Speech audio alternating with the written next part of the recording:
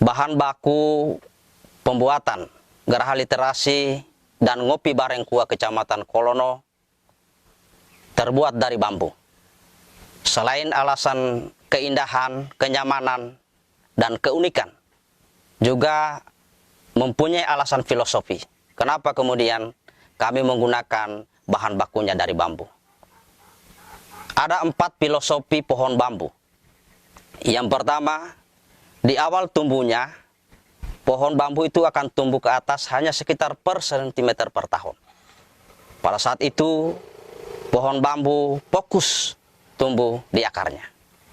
Maknanya, kalau kita ingin membangun sebuah bangunan yang megah, maka pertama yang harus kita perkuat adalah pondasinya. Kalau kita ingin menjadi seorang penyuluh, kepala KUA yang profesional, maka pertama yang harus kita perkuat adalah kompetensinya. Kalau kita ingin menjadi seorang muslim sejati, maka yang harus diperkuat adalah akidah dan tauhidnya. Filosofi pohon bambu yang kedua. Pohon bambu itu ketika sudah umur 5 tahun ke atas, maka dia akan tumbuh subur. Maknanya, ketika kita sudah memiliki kompetensi, maka tanggung jawab kita untuk memberikan pembinaan dan pencerahan terhadap umat. Filosofi pohon bambu yang ketiga. Ketika pohon bambu sudah tumbuh tinggi, maka dia akan mendapat hembusan angin kencang.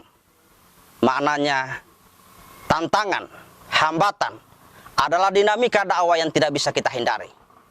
Yang harus kita lakukan adalah mempersiapkan diri untuk menghadapinya. Filosofi pohon bambu yang keempat. Pohon bambu itu tumbuh berdampingan dengan pohon bambu yang lainnya, sehingga menjadi rumpun bambu. Maknanya, manusia membutuhkan orang lain. Konsep makhluk sosial, manusia itu membutuhkan orang lain.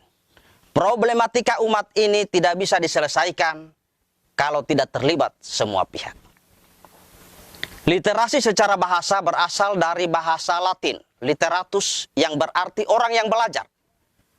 Sementara pengertian literasi secara istilah itu beraneka ragam yang dikemukakan oleh para ahli. Tetapi kami hanya mengutip pendapat dari National Institute for Literacy yang memberikan definisi bahwa literasi itu adalah kemampuan individu dalam membaca, menulis, menyelesaikan masalah pada tingkat keahlian yang dibutuhkan dalam pekerjaan, di keluarga, atau masyarakat. Sehingga dapat disimpulkan bahwa literasi itu bukan hanya kemampuan membaca dan menulis, tetapi kemampuan mempraktekkan apa yang dipelajari sehingga bermanfaat bagi orang lain dan untuk dirinya sendiri. Selanjutnya berkaitan dengan ngopi. Ngopi itu adalah akronim dari ngobrol perkara Islam. Tetapi kata ngopi itu sebenarnya juga memiliki makna filosofi. Filosofi ngopi yang pertama, kehidupan ini seperti secangkir kopi hitam. Kadang kita dapat manis, kadang juga kita dapat pahit. Maknanya, perbedaan pendapat adalah merupakan sunatullah. Dia adalah merupakan rahmat yang harus kita syukuri. Hari ini yang harus kita biasakan adalah bagaimana kemudian kita bersatu dalam perbedaan. Itulah substansi dari moderasi. Filosofi ngopi yang kedua. Kehidupan ini seperti meminum kopi hitam. Kadang kita dapat manis, kadang juga kita dapat pahit. Maknanya, kehidupan ini berpasang-pasangan. Ada laki-laki, ada perempuan.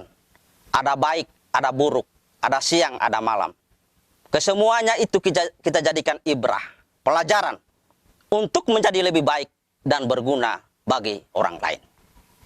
Hal ini lebih dipertajam lagi dengan istilah bareng, ngopi bareng. Ngopi bareng itu adalah simbol kebersamaan, simbol persahabatan, simbol kekeluargaan. Kesimpulannya, ngopi bareng itu adalah semangat mengimplementasikan gerakan 3B, bersama, bersatu, bersaudara. Bersama kita bisa, bersatu kita kuat, bersaudara kita rukun. Ada beberapa kegiatan yang kami lakukan di Geraha Literasi dan Ngopi Bareng Gua Kecamatan Kolono. Yang pertama adalah mengawali aktivitas dengan sholat duha. Ini dilakukan bagi pegawai dan masyarakat yang ingin mendapatkan layanan di kantor Gua Kecamatan Kolono. Yang kedua, kami membudayakan membaca. Sebagai apa yang menjadi inspiratif dari ayat Al-Quran yang pertama, Iqra, bacalah. Yang pertama yang dibaca itu adalah Al-Quran. Sehingga melahirkan program One Day One Juz, yang mana di kantor Gua Kecamatan Kolono diwajibkan untuk khatam Quran minimal sekali dalam 1 bulan. Itu juga yang kemudian kami sosialisasikan di masyarakat. Harapan kami, One Day One Juz ini menjadi budaya masyarakat Muslim, khususnya masyarakat Muslim Kecamatan Kolono dan Kolono Timur. Yang kedua, membaca buku.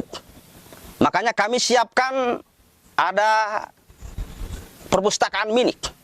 Karena menurut hemat kami, membaca buku adalah salah satu cara untuk meminimalisir intoleransi dan radikalisme. Karena seseorang yang kurang bacaannya, yang referensinya kurang, maka dia akan mudah menyalahkan orang lain, bahkan tega mengkafirkan saudaranya sendiri. Tetapi seseorang yang memiliki bacaan yang cukup, referensi yang banyak, maka wawasannya luas, hasanah keilmuannya itu universal, dia akan moderat dan bijaksana. Yang ketiga yang kami lakukan, membudayakan muzakarah atau berdiskusi. Dari diskusi itulah kemudian yang melahirkan beberapa kegiatan.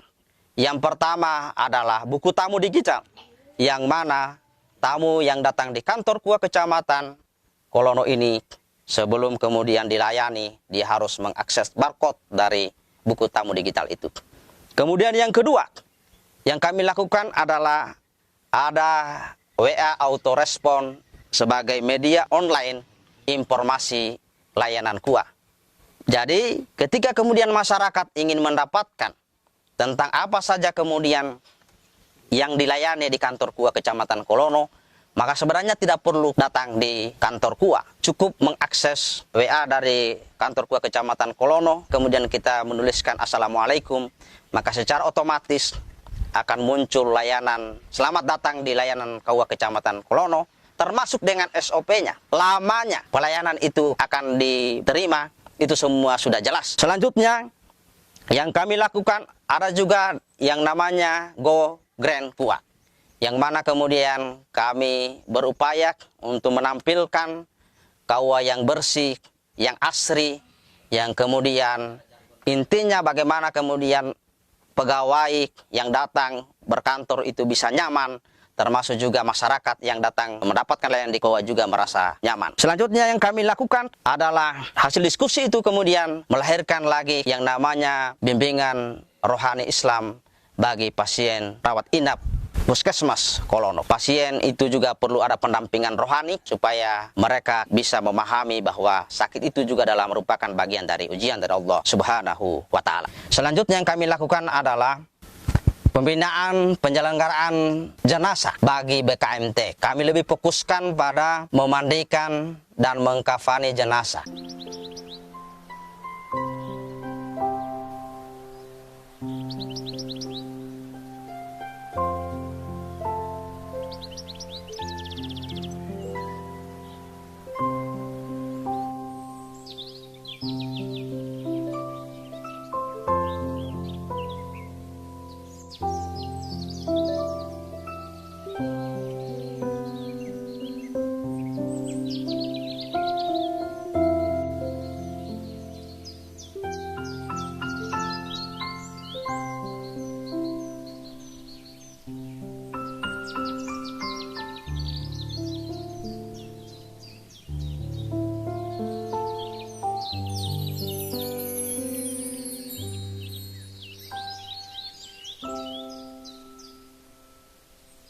Assalamualaikum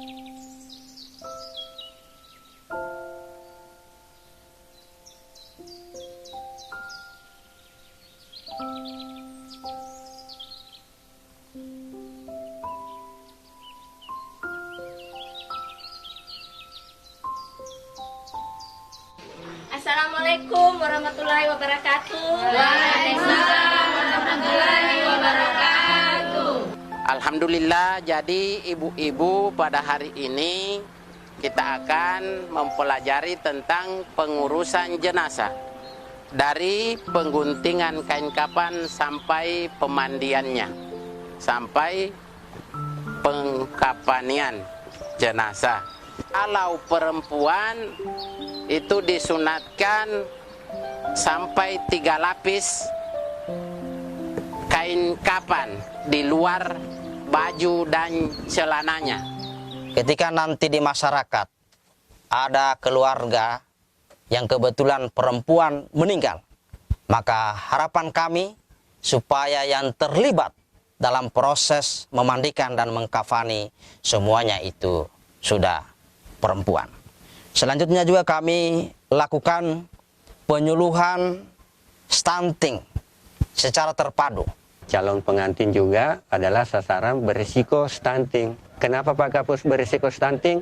Karena dia calon melahirkan generasi-generasi, melahirkan anak dan sebagainya. Jadi dia, ibu calon pengantin itu adalah dia yang berisiko melahirkan generasi stunting. Makanya ada kerjasama dari KUA dengan Kementerian Kesehatan itu memberikan konseling sebelum menikah, ya. Bismillahirrahmanirrahim. Assalamualaikum warahmatullahi wabarakatuh.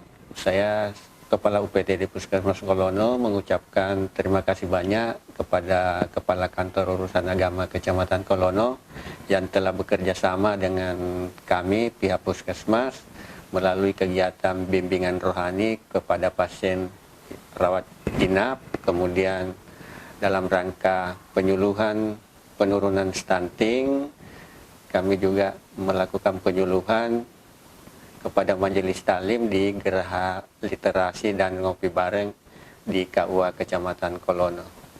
Terima kasih. Wassalamualaikum warahmatullahi wabarakatuh. Selanjutnya, kegiatan kemudian yang kami lakukan adalah kerjasama dengan tokoh adat dalam pengawasan pernikahan yang sesuai dengan syariat Islam dan undang-undang perkawinan. Karena kami menyadari bahwa dalam upaya untuk meminimalisir pernikahan yang tidak sesuai dengan syariat Islam dan undang-undang perkawinan, maka perlu ada pendekatan kultural. Karena dengan pendekatan kultural ini akan lebih memudahkan masyarakat menerima apa pesan yang kemudian akan kita sampaikan. Itu kami lakukan dengan cara kami berdiskusi dan bersilaturahmi dengan tokoh-tokoh adat. Untuk kemudian kami banyak mengetahui tentang bagaimana proses hukum adat, dan juga kami harapkan tokoh adat juga memahami bagaimana kemudian syariat Islam, sehingga nanti di masyarakat bisa sama-sama untuk mengawal pernikahan ini sesuai dengan yang telah ditetapkan oleh syariat dan undang-undang perkawinan. Selanjutnya, dalam kegiatan yang kemudian kami lakukan ada yang disebut dengan Sajiwa. Sajiwa itu adalah safari jaring ikrar wakaf, yang mana kegiatan ini kami aktif turun di lapangan, melakukan safari Jumat. Setelah itu kemudian kami diskusi dengan tokoh masyarakat, dengan para wakif, dengan nasir, untuk kemudian memastikan bahwa tanah-tanah wakaf, termasuk wakaf tanah masjid itu, dipastikan ada akta ikrar wakafnya. Bismillahirrahmanirrahim. Assalamualaikum warahmatullahi wabarakatuh. Saya dari pemerintah desa Langgol ini mengucapkan terima kasih banyak kepada KUA beserta seluruh penyuluh agama, dan saya juga mengucapkan terima kasih banyak atas kegiatan Sajiwa safari jaring ikrar wakaf yang baru saja kita laksanakan, yang mudah-mudahan dengan kegiatan ini berikutnya kami di desa Langgol itu tentu merasa senang karena sudah beberapa tahun ini terkait masalah wakaf ini belum dilaksanakan, dan alhamdulillah hari ini sudah dilaksanakan dengan baik seperti apa yang kita lakukan saat ini. Selanjutnya, yang kami lakukan adalah pembinaan khatib muda. Karena kami menyadari khatib Jumat ini harus ada regenerasi. Khatib Jumat itu adalah mempengaruhi tentang sah tidaknya sholat Jumat yang dilakukan di satu tempat. Makanya harus kita persiapkan yang betul-betul profesional dan juga harus ada regenerasi kita yang kemudian siap untuk menjadi seorang khatib Jumat. Selanjutnya yang kami lakukan adalah pengajian BKPRMI yang dilakukan setiap minggunya. Ini sebagai upaya kita dalam rangka untuk mempersiapkan generasi muda yang cerdas. Selanjutnya yang kami lakukan adalah zikir bersama. Zikir bersama antara pemerintah dan organisasi Islam sekecamatan Kolono Timur. Dengan jargon 3B, bersama, bersatu, bersaudara. Kegiatan zikir ini ada dua yang mengilhaminya. Yang pertama, sebagai upaya untuk menuju Kecamatan Kolono Timur bersikir sebagai embrio untuk Konawe Selatan bersikir. Yang kedua, zikir ini juga kami lakukan dalam rangka untuk memohon perlindungan, kedamaian, ketenangan di tahun politik. Khususnya di tahun 2003 ini ada beberapa desa yang melaksanakan Pilkades yang menurut hemat kami Pilkades itu adalah pemilihan yang sangat rawan terjadinya perpecahan karena masyarakat bersentuhan langsung. Sehingga nanti akan kami laksanakan zikir bersama pemerintah dan organisasi Islam, khususnya di beberapa desa yang pada tahun ini akan ada suksesi pemilihan desanya. Bismillahirrahmanirrahim. Assalamualaikum warahmatullahi wabarakatuh. Saya Muhammad Taufik Aminlar, APMSI, Camat Kolono, mengapresiasi pembangunan Geraha Literasi dan Ngopi Bareng KUA Kecamatan Kolono, yang mana kegiatan-kegiatan yang telah dilakukan oleh KUA Kecamatan Kolono, yakni zikir dan pengajian bersama pemerintah Kecamatan Kolono beserta seluruh organisasi Islam sekecamatan Kolono, kemudian praktek penyelenggaraan jenazah bagi PKMT, bimbingan catin, penyuluhan stunting sekecamatan Kolono, dan insya Allah kami pemerintah Kecamatan Kolono bersama KUA akan melaksanakan zikir bersama kepada semua calon kepala desa sekecamatan Kolono, yang mana ke depan akan dilaksanakan pelaksanaan pemilihan kepala desa untuk Kecamatan Kolono. Terdapat 4 desa.